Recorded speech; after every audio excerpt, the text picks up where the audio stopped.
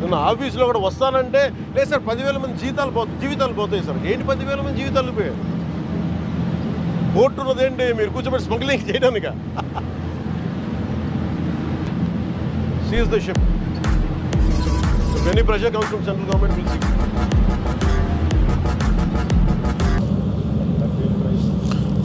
అలా కాదు, if a small ships, small boats, how do you load this stuff in this kind of seas, you tell me?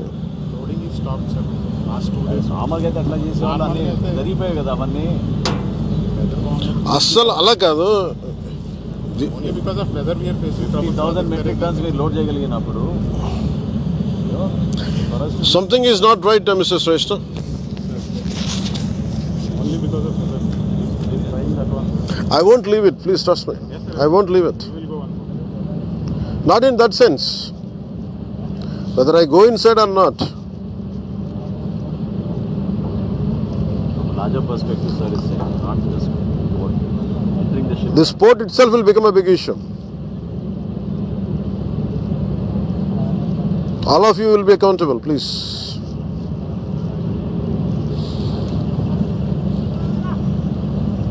Okay, you write a report. Somehow the situation is quite discouraging, and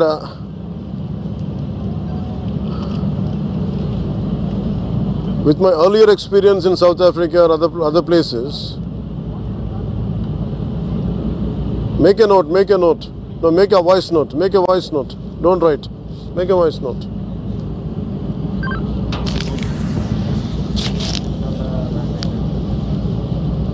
Because I am seeing, Mr. Shrestha, I am not seeing any cooperation from them. Mr. Shrestha, I am not seeing any cooperation from them. They are very easy about it. And I am not seeing any enough push from our side, from the Port Authority side. You guys are taking it very lightly. Huh? You guys are taking it very lightly.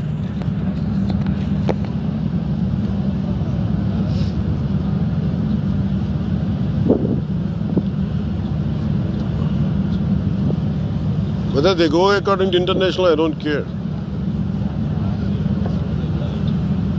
When they do a mistake, better be accountable. Ease of business ante smugglers ki ease of smugglers kaadu kada. SP కనిపించాడు ఇక్కడ. Very strange. SP takes a leave. Exactly నేను వచ్చే టైంకి SP సెలవు తీసుకుంటాడు. బాగుంది కదా.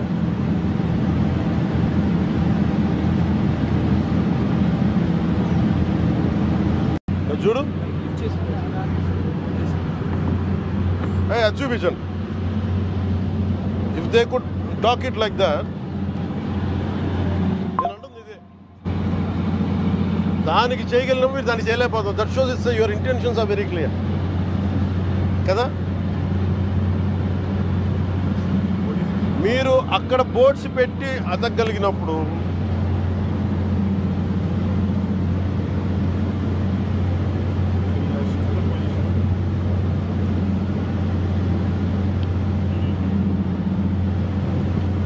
Very obvious.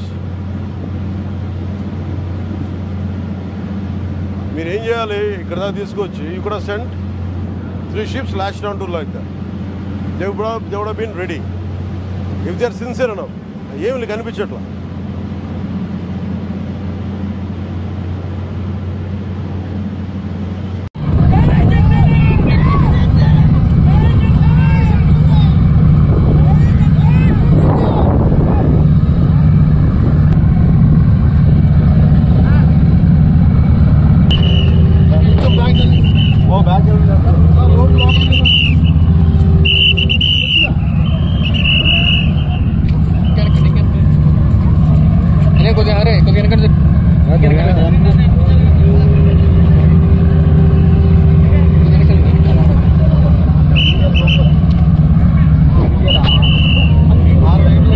తారీఖున మొట్టమొదటిసారి కాకినాడలో తనిఖీలు చేస్తున్న సందర్భంలో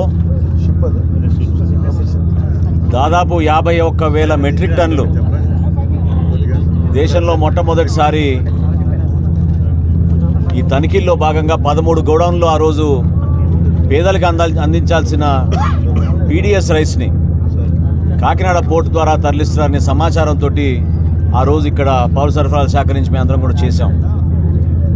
ఆ సందర్భంగా గౌరవ ఉప ముఖ్యమంత్రి గారు పవన్ కళ్యాణ్ గారు చాలా స్పష్టంగా మాకిచ్చిన ఆదేశాలు ఏంటంటే, ఈ కార్యక్రమాన్ని మీరు ధైర్యంగా ముందుకు తీసుకెళ్ళండి, నిజాయితీగా మనకి ప్రజలకు అందించాల్సిన పథకాల ద్వారా ఎవరికైతే క్షేత్రస్థాయిలో ప్రభుత్వం నుంచి వేల కోట్ల రూపాయలు వెచ్చించి మనం ఖర్చు పెట్టి తీసుకెళ్తున్నామో దాన్ని ఇతర దేశాలకి స్వలాభం కోసం, స్వార్థం కోసం, ఒక కుటుంబానికి ఉపయోగపడే విధంగా దాన్ని మార్చుకుని తీసుకెళ్లారు.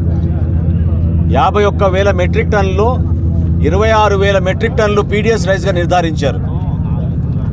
153 కోట్ల రూపాయల విలువ చేసే ఆ బియ్యాన్ని వీళ్ళు మళ్ళీ కోర్టుకు వెళ్ళి కోర్టు ద్వారా ఒక ప్రయత్నం చేసిన గౌరవ హైకోర్టు ఒప్పుకోకుండా బ్యాంక్ గ్యారంటీ కట్టమని ఒక నిబంధన ఇస్తే 3 చెక్ పోస్టులు ఏర్పాటు చేసి గతంలో ఏ విధంగా కొంతమంది అధికారులు సహకరించి కాకినాడకి ఒక గ్రీన్ ఛానల్ ఏర్పాటు చేసుకుని చిత్తూరు నుంచి, శ్రీకాకుళం నుంచి, గుంటూరు నుంచి, కృష్ణా జిల్లా నుంచి జాతీయ రహదారి పైన తీసుకొచ్చి అక్రమంగా బియ్యం తరలించారో దానిపైన పూర్తి సమాచారం తెప్పించుకుని గౌరవ ఉప ముఖ్యమంత్రి గారు చాలా స్పష్టంగా దీనిపైన మనం ముందుకు వెళ్లాల్సిందే అని చాలా ఒక నమ్మకంతో మనం చేసే కార్యక్రమానికి మనం నిలబడి ఉండాలి, మనలో ఉన్న నిజాయితీ మనం చూపించాలి, ఇచ్చిన మాటకి మనం కట్టుబడి ఉందాం అనే ఆలోచనతో మేము ముందుకు వస్తూ ఉన్నాం.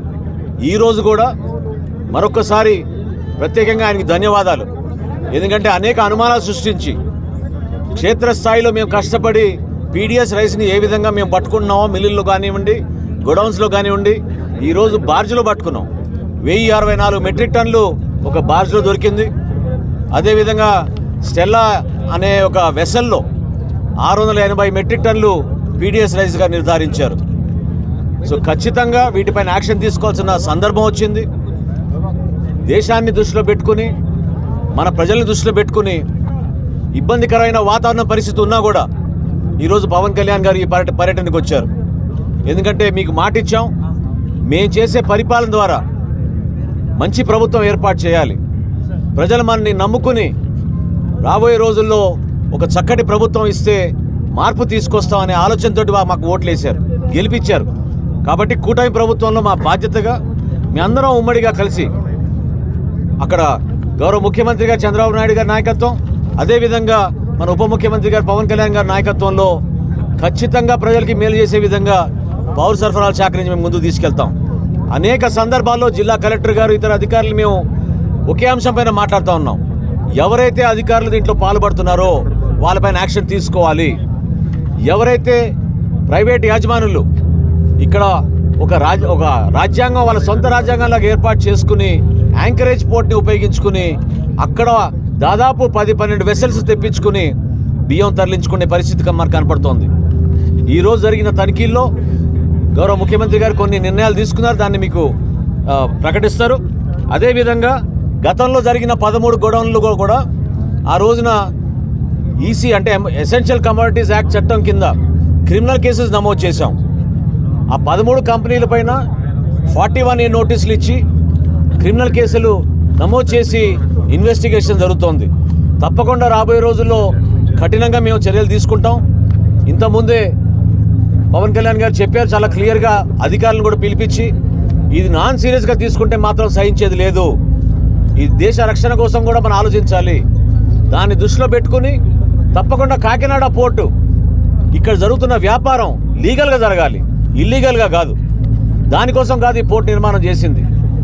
సో దయచేసి ప్రజలందరూ కూడా అర్థం చేసుకుని గౌరవ ఉప ముఖ్యమంత్రి గారు వచ్చిన సందర్భంగా మనస్ఫూర్తిగా ఆయన ధన్యవాదాలు తెలుపుకుంటూ ఈ సమస్యలపైన, ఈ విషయాలపైన ఆయన స్పందిస్తారు.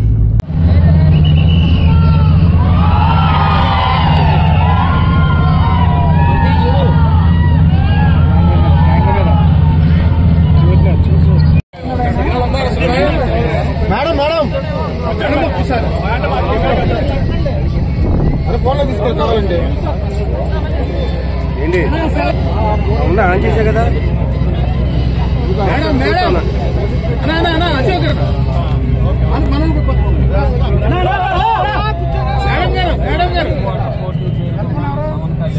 మేడం మేడం ఫోన్ లో ఉందండి.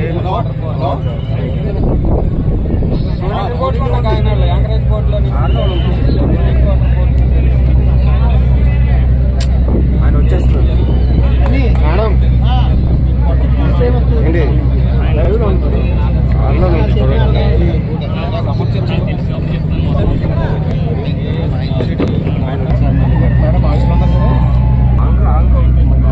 వాచ్ చేస్తున్నాను.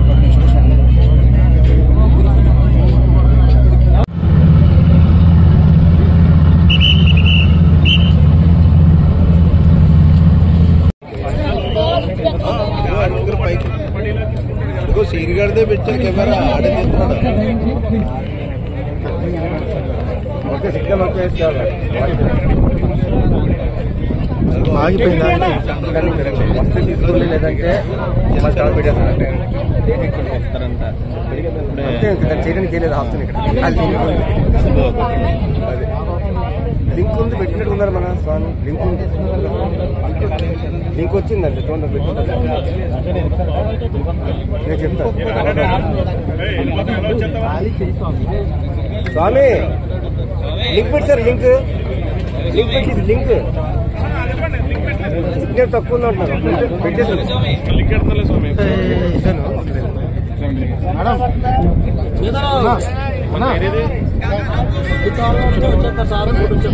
అనే బోట్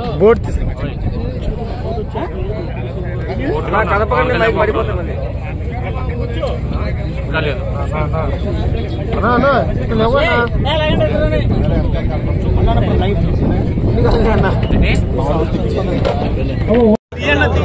కంట్రోల్ చేసుకోండి.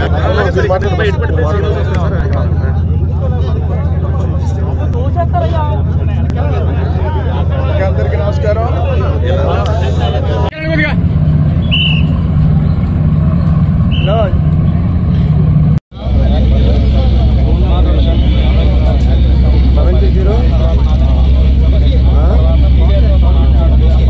ఫోటో పెట్టారా?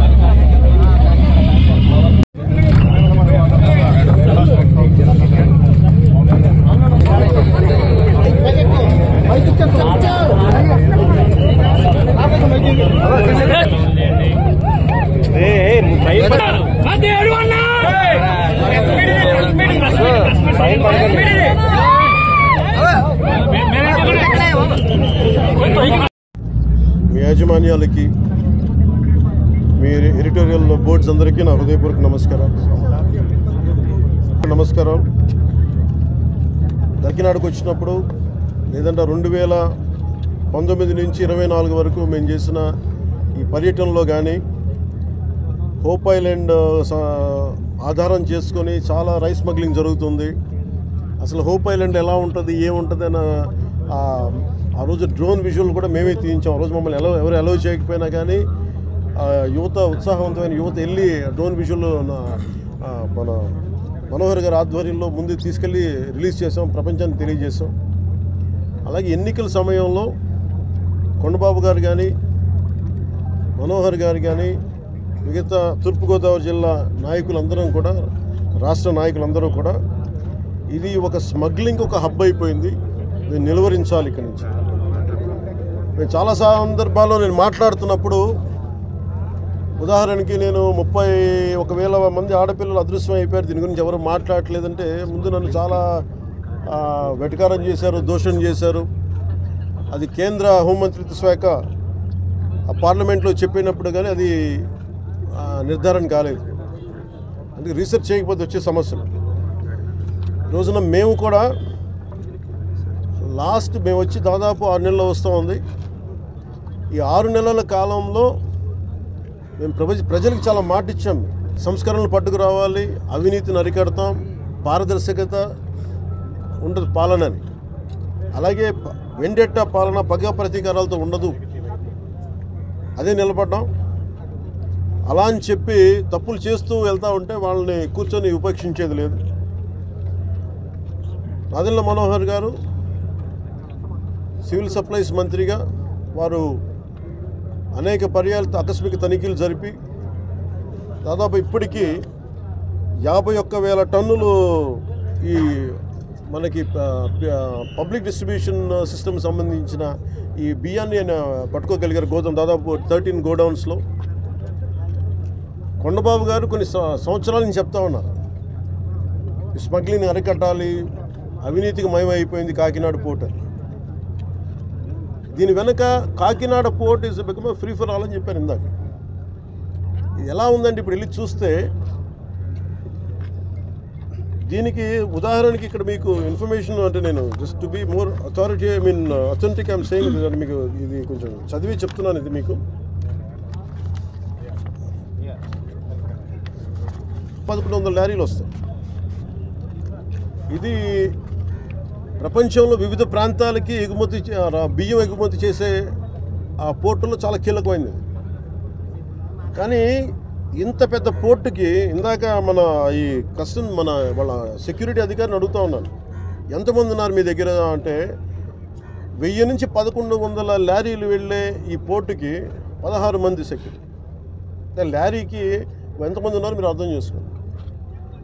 అసలు విచిత్రంగా మనోహర్ గారు పట్టుకొని కేసులు పెట్టి అధికారులకి చెప్పినా కానీ, అటు పోలీస్ కానీ, రెవెన్యూ కానీ, సివిల్ సప్లైస్ కానీ యాక్షన్ చాలా నామమాత్రంగా తీసుకుంటా ఉన్నాను. నేను చాలా సందర్భాల్లో ఆయన అడుగుతూ ఉన్నాను, క్యాబినెట్ మీటింగ్స్లో అడిగాను ఏం జరుగుతుందని. నేను ఒకటే ఏం చెప్పానంటే, ఇందాక మన మనోహర్ గారికి వీళ్ళకి మనం ఏ యాక్షన్ కనుక మనం ముందుకు తీసుకెళ్ళకపోతే వీళ్ళు ఇన్ని మాటలు చెప్పి దీన్ని ఏమీ ముందుకు తీసుకెళ్ళలేదేంటి అన్న అపవాదం మనందరి మీద ఉంటుంది. మన ఇంటెన్షన్ వేరు, జరుగుతుంది వేరు, మన యాక్షన్స్ దాని కాన్సిక్వెన్సెస్ సరిగ్గా వీళ్ళు సహకరించట్లేదు. ఇది ప్రజల దృష్టిలో పెట్టాలి. ఇది నిన్న ఢిల్లీ నుంచి వచ్చి అసలు యాక్చువల్లీ ఈరోజు నాకు ఈ ప్రోగ్రాం లేదు. నాకు ఈ రోజున నిన్న రాత్రి స్టెల్లా అనే షిప్లో ఇన్ని 100 టన్నులు పట్టుకున్నారు, పెనామాకు సంబంధించిన స్టెల్లా అనే షిప్లో. అలాగే ఇక్కడ దాదాపు 1060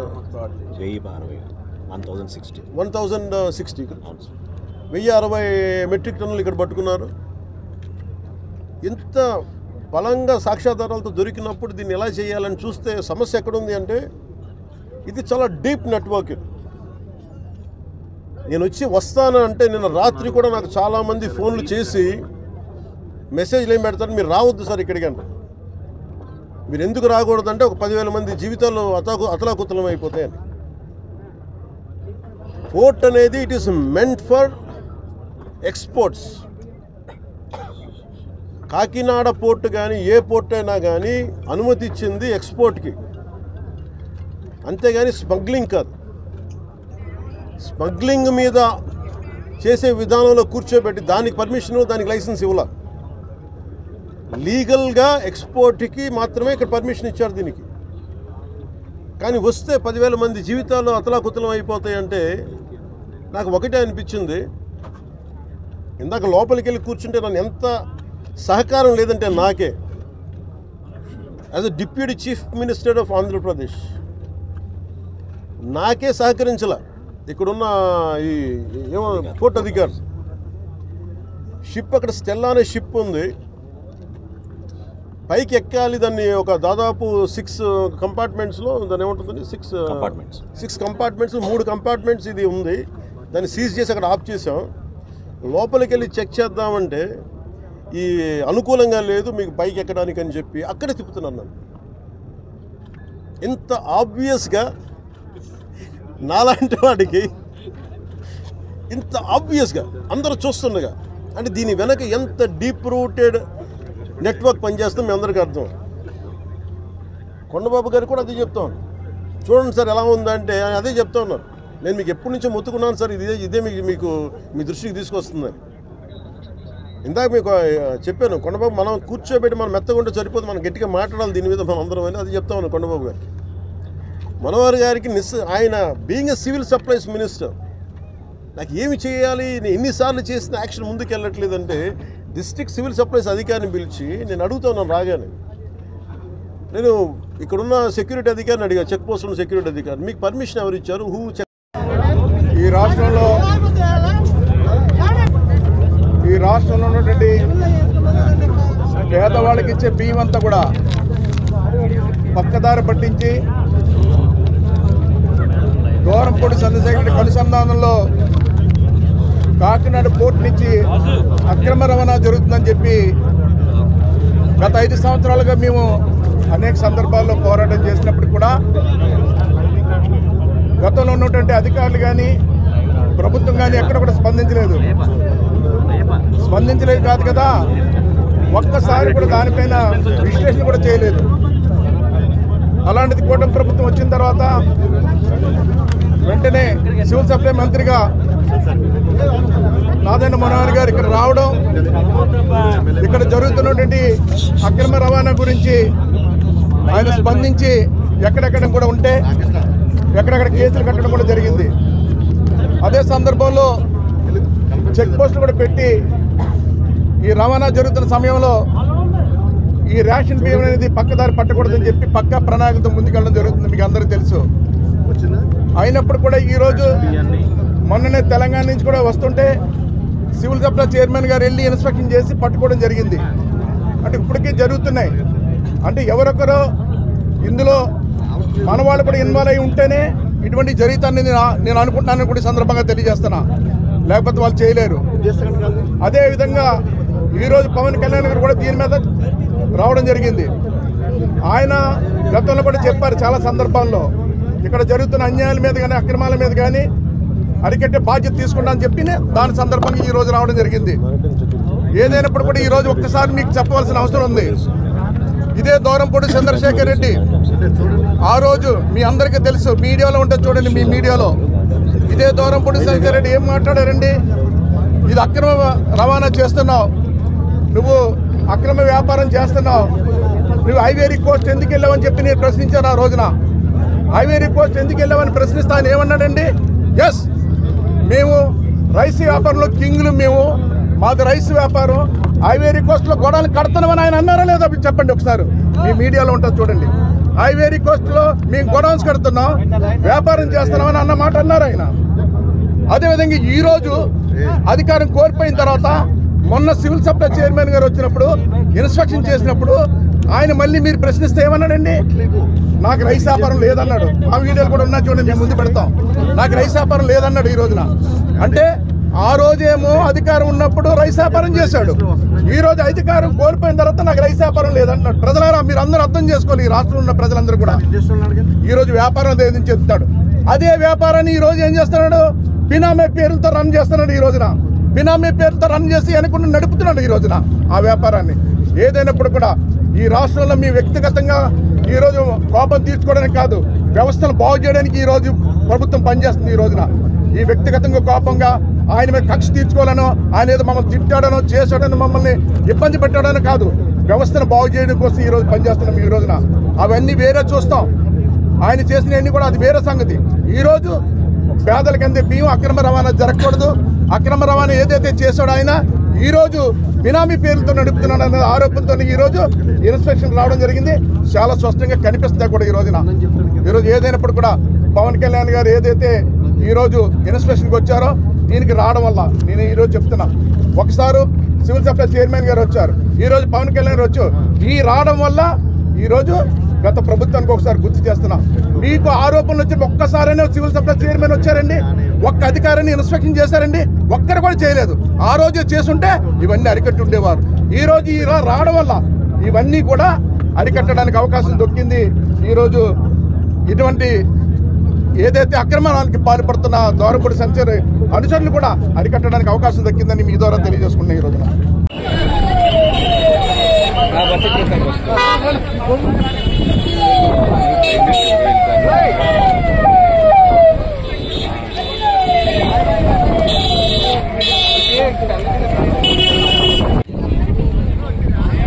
ఆయన సీట్ చెక్కుతే ఆయన పోలీస్ వెహికల్ పట్టుకుని వదిలిపెట్టమన్నారు. వాళ్ళు ఎవరో వదిలిపెట్టద్దు.